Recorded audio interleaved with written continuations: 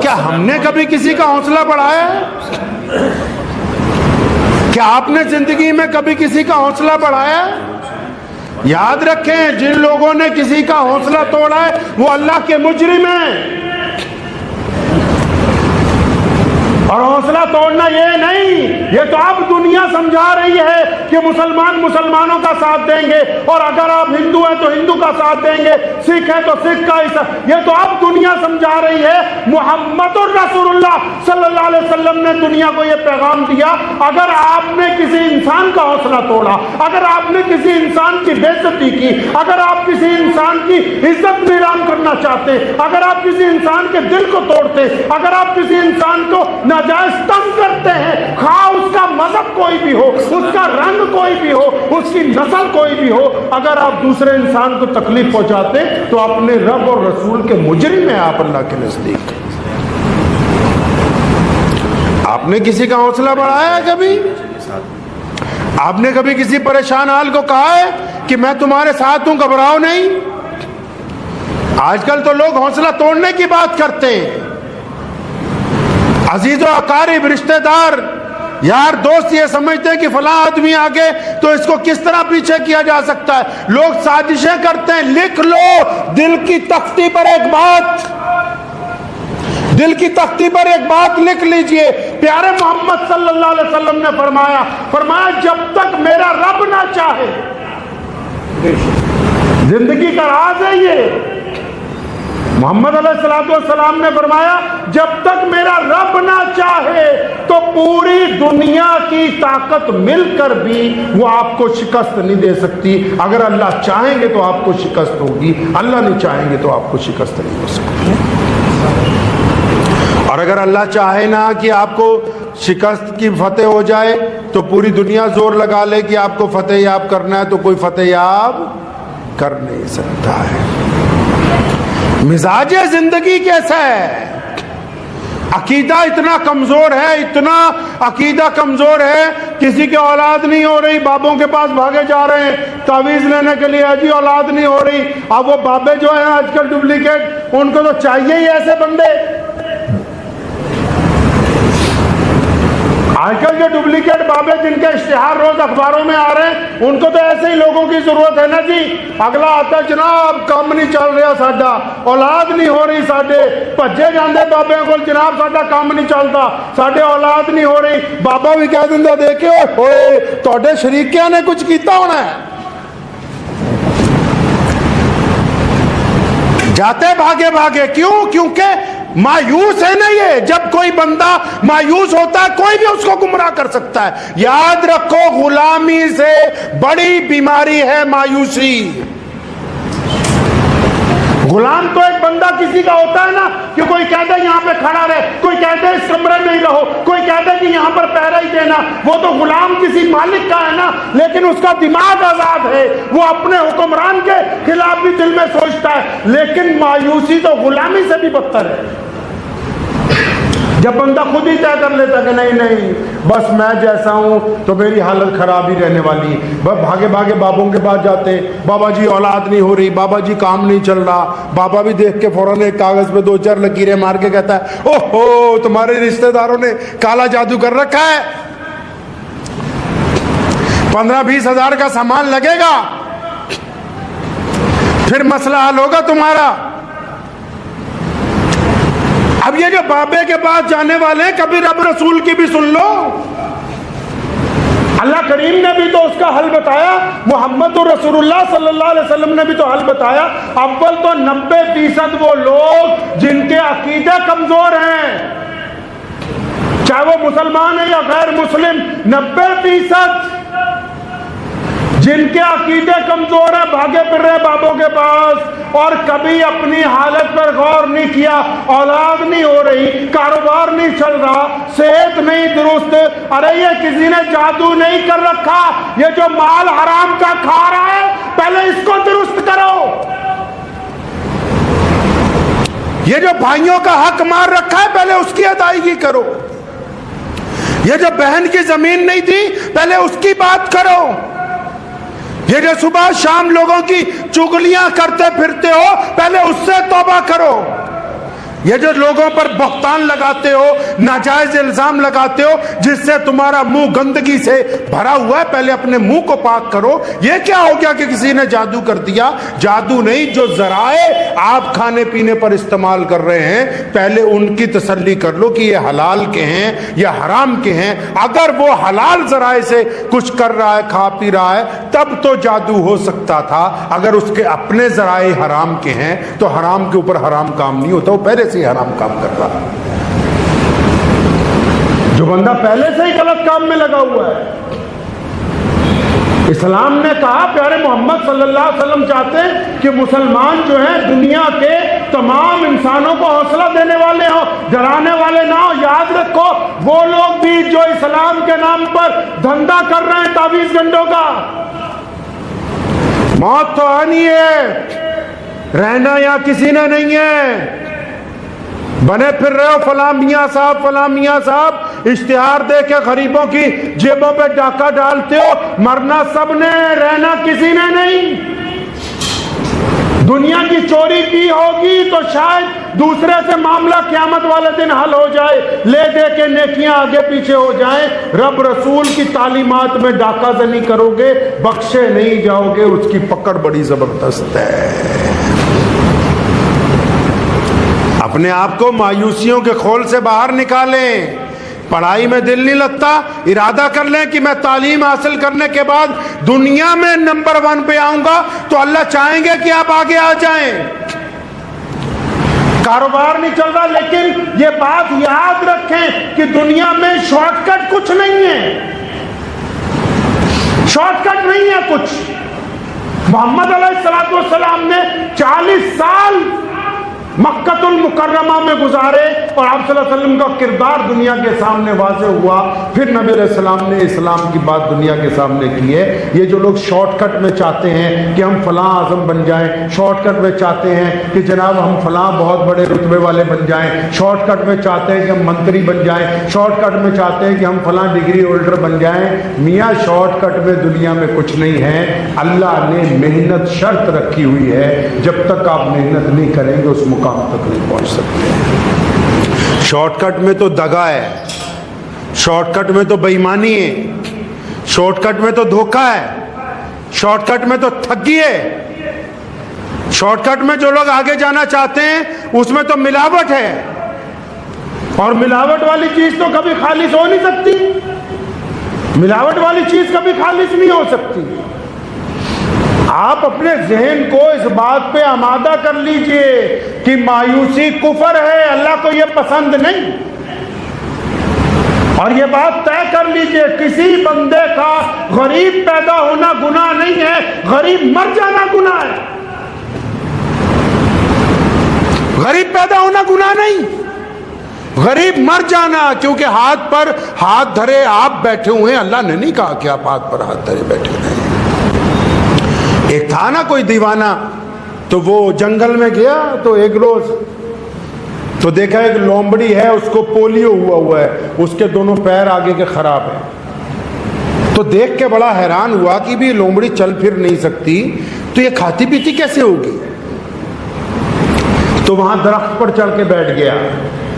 اب جب درخت پر بیٹھ گیا تو بیٹھا رہا، شام ہو گئی، کچھ پتہ نہیں لگا، بھی لومڑی ویسی بھوکی بیٹھی ہے۔ تو جب تھوڑا اندھیرا ہوا تو دیکھا کہ ایک شیر آیا شکار لے کے، تو شیر نے لومڑی کے پاس بیٹھ کے شکار کھایا اور بچا ہوا گوشت جو ہے لومڑی کے آگے پھینک کے چلا۔ اب یہ بڑا خوش ہوا، اس نے کہا یا اللہ تیری قدرت، واقعی تو نے وعدہ کیا ہے کہ ہر بندے کو رزق پہنچانا ہی پہنچانا ہے، سب کے اس سے رزق پہنچے گا۔ بڑا ہی خوش ہوا، واپس آ گیا گھر، اپنے گاؤں پہنچ گیا، آ کے اپنے گھر بیٹھ گیا اور گاؤں میں سب کو کہہ دیا، کہتا بھائی آج کے بعد میں کوئی کام نہیں کروں گا، میں نے کوئی کام نہیں کرنا ہے آج کے بعد، میں تو جنگل میں بھی دیکھ کے آ گیا ہوں، اللہ نے رزق کا وعدہ، اللہ نے رزق کا وعدہ کر رکھا ہے۔ میں نے تو جنگل میں بھی دیکھا کہ ایک اپاہج لومڑی ہے، اس کو بھی اللہ رزق پہنچا رہے ہیں۔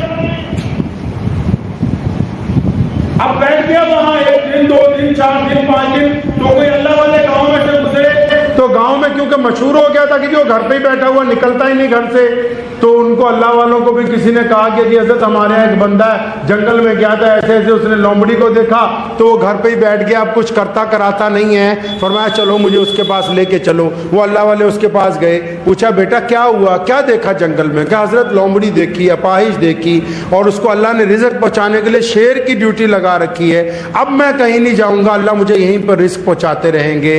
اور فرمایا بیوقوف، اللہ تبارک و تعالیٰ نے تجھے لومڑی اور شیر اس لیے دکھائے تاکہ تو شیر بن، خود بھی کھا دوسروں کو بھی کھلا. خود بھی کھانا کھاؤ دوسروں کو بھی کھلاؤ، خود بھی ترقی حاصل کرو دوسروں کو بھی اٹھاؤ، خود بھی عزت دار بنو دوسروں کو بھی عزت دو، خود بھی اچھا بولو دوسروں سے بھی اچھا کہلواؤ، خود بھی محبت کرو دوسروں کو بھی محبت کا سبق پڑھاؤ. یہ تم نے سبق کہاں سے سیکھ لیا کہ ہم لومڑی کی طرح؟ نہیں، اللہ تبارک و تعالیٰ چاہتے ہیں کہ میرا بندہ رزق حلال کمانے والا ہو، خود بھی کھائے، میری دوسری مخلوق کو بھی کھلائے. اس بات کو ذہن نشین کر لیجئے کہ محمد رسول اللہ صلی اللہ علیہ وسلم کی یہ سنت ہے. انہوں نے مسلمانوں کو یہ بات سمجھائی، تبھی تو پوری دنیا میں اسلام کا کوئی مقابلہ نہیں، کوئی مقابلہ نہیں دین اسلام کا پوری کائنات کے اندر.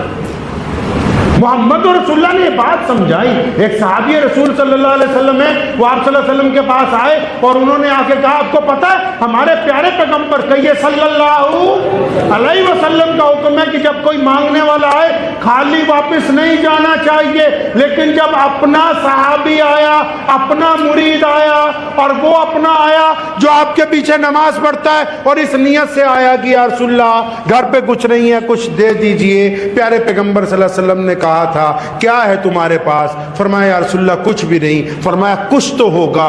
فرمایا کچھ بھی نہیں. فرمایا کوئی شے تو گھر پہ ہوگی. فرمایا بس یہ ایک چادر ہے جو کندھے پہ ہے. فرمایا لاؤ. اس چادر کو نیلام کیا گیا.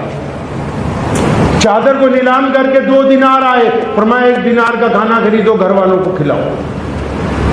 1 دینار سے کلاڑی خریدوائی، خود اپنے رحمت والے ہاتھوں سے نبی علیہ السلام نے اس میں دستی لگائی. فرمایا روزانہ جنگل سے لکڑیاں کاٹ کے لاؤ، بازار میں بیچو تاکہ خود بھی کھاؤ دوسروں کو بھی کھلاؤ.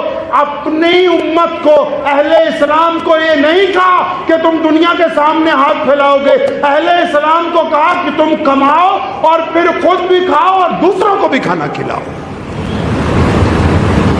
یاد رکھیں اس بات کو. بہت سارے لوگ جو ہیں وہ چاہتے ہیں کہ چندے کے ساتھ ہمارا گزارا ہو جائے.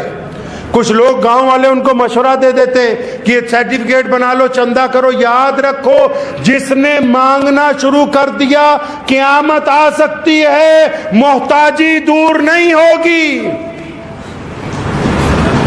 اللہ کو یہ بات پسند نہیں. آپ پسند کرتے ہیں کہ آپ کا بچہ کسی اور سے مانگے؟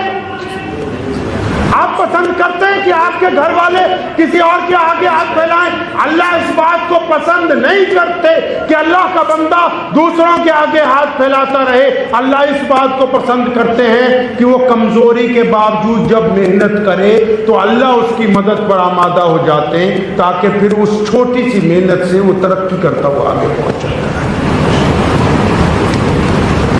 اس لیے اسلام نے یہ دستور دیا کائنات کو کہ لوگوں کے ساتھ صلہ رحمی کیجئے، ان کی حوصلہ افزائی کیجئے، ان کی ہمت بڑھائیے،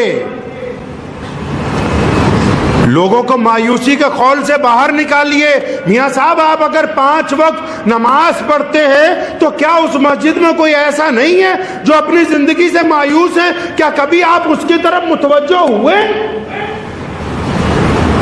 کیا آپ کے گھر میں، آپ کے محلے میں کوئی ایسا مایوس نہیں ہے جو لوگوں کی توجہ کا مستحق ہو اور جو غیرت مند ہے، جو لوگوں کے آگے ہاتھ نہیں پھیلاتا؟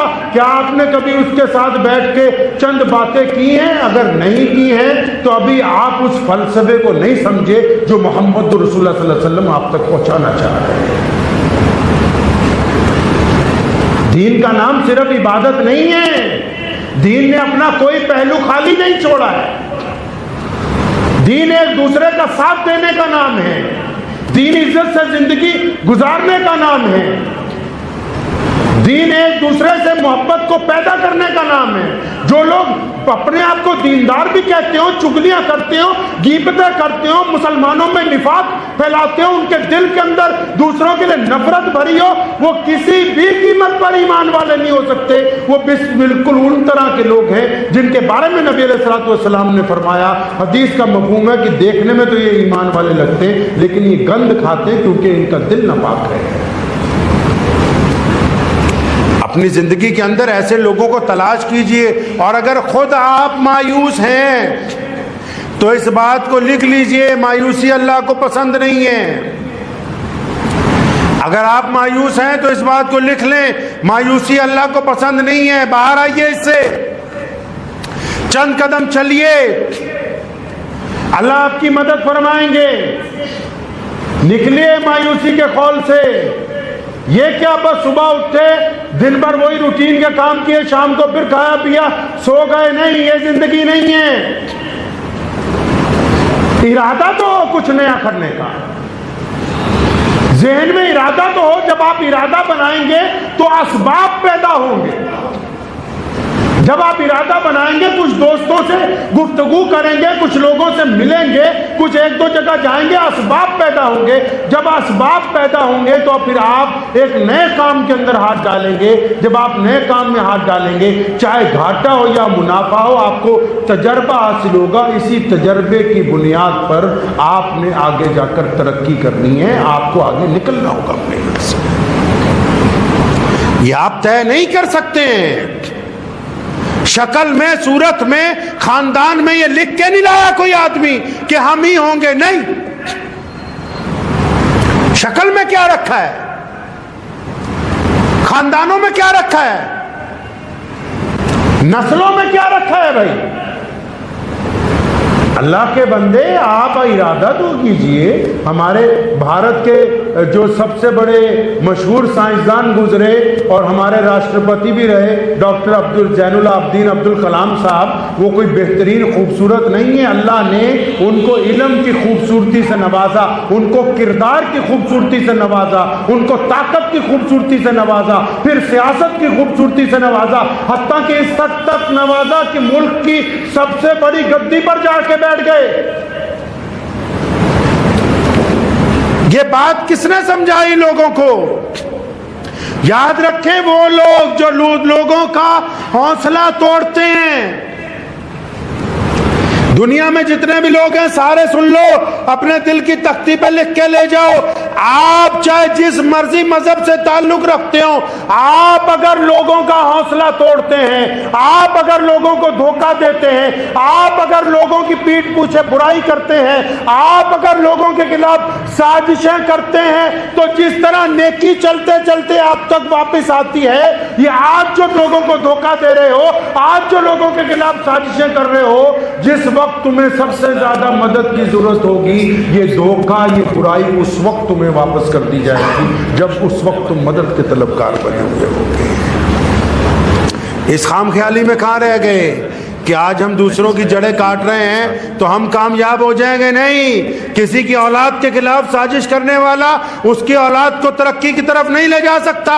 کسی کی دکان کے خلاف سازش کرنے والا اپنا کاروبار آگے نہیں بڑھا سکتا. کسی کے گھر کے خلاف سازش کرنے والا اپنے گھر میں سکون حاصل نہیں کر سکتا. کسی کو زہر کے قطرے پلانے کی کوشش کرنے والا خود اس زہر سے کبھی نہیں بچ سکتا. یہ میرے رب کا دستور ہے. اس نے اس مٹی سے انسان کو بنایا اور اس مٹی میں ایک صفت پیدا کر دی کہ جو اس میں بوؤ گے وہی اس میں نکلے گا. اس مٹی میں صفت پیدا کی ہے. تبھی تو محمد رسول اللہ نے ہمیں حکم دیا کہ نیکی کی طرف آؤ، تبھی تو حکم دیا کہ برائیوں کو چھوڑو، تبھی تو حکم دیا کہ غریبوں کی مدد کرو. کیونکہ نبی علیہ السلام یہ جانتے ہیں کہ اسلام جو آبیاری کر رہا ہے، جس آبیاری میں محبت ہے، جس میں توحید کے بل کے اوپر انسانوں کے ساتھ مراوات ہیں، اللہ کے نبی علیہ السلام یہ جانتے ہیں کہ ہم زمین کے اندر جو طاقتور درخت بو کے جا رہے ہیں، اس کی چھاؤں پوری دنیا کے اندر ملے گی لوگوں کو. کیونکہ جو دنیا والے ڈالیں گے وہی وہ اس کو لیں گے. تو ذہن نشین کر لیجیے اپنی اپنی زندگی میں اس چھوٹی سی بات کو کہ نماز کے ساتھ، عبادات کے ساتھ آپ کی عادتیں، آپ کی سلیقہ، آپ کا کردار اس بات کا گواہ ہونا چاہیے، لوگوں کے نزدیک نہیں، آپ کے اپنے نزدیک۔ بندہ سب سے جھوٹ بول سکتا ہے، اپنے دل سے جھوٹ نہیں بول سکتا۔ اور اگر آپ اپنے ضمیر کے مجرم ہیں نا جی، آپ اپنے ضمیر کے مجرم ہیں تو جتنی مرضی باتیں بناتے رہو، جتنے مرضی چہرے بدلتے رہو، آپ کو سکون میسر نہیں ہوگا۔ دعا کیجیے اللہ تعالیٰ مجھے بھی اور آپ سب کو بھی اس پہ عمل کی توفیق عطا فرمائے۔ وآخر دعوانا ان الحمد للہ رب العالمین۔